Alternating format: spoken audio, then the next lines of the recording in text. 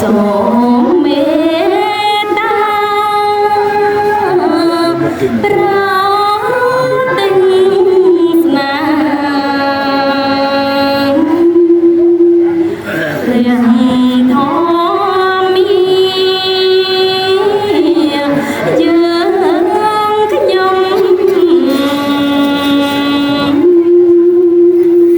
គ្រប់រោបា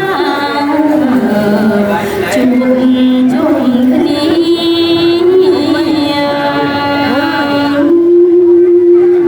ប្រងចាំស្ដាប់ព្រះធម៌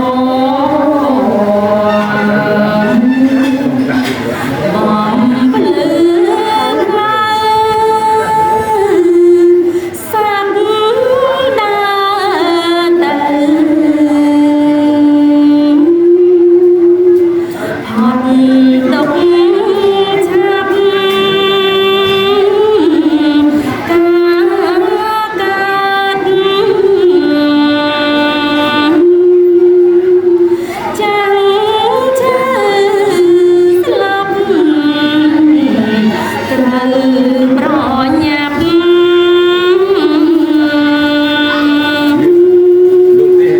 ឆ្លងភពបីលោកម្ចាស់មានកម្មរណាប្រទិញស្នាធម៌វិន័យត្រូវតាមបីដងបីព្រះចន្ទស្រី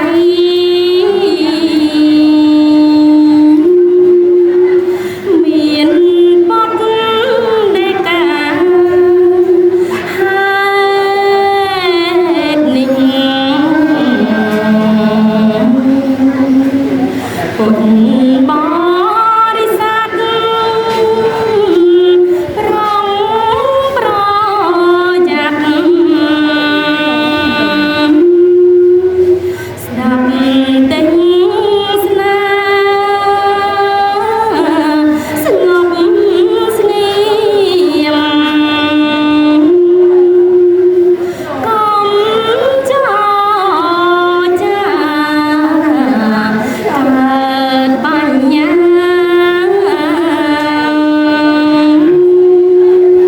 ពីការស្ដាប់សូមអនុមោទនាសូមអនុមោទនាស្ដាប់ព្រះធម៌ទេសនាសូមអនុមោទនា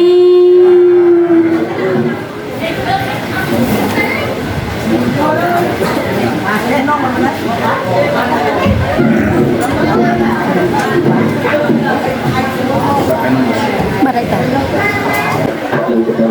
Untuk mereka para penjabat sekolah, kemudian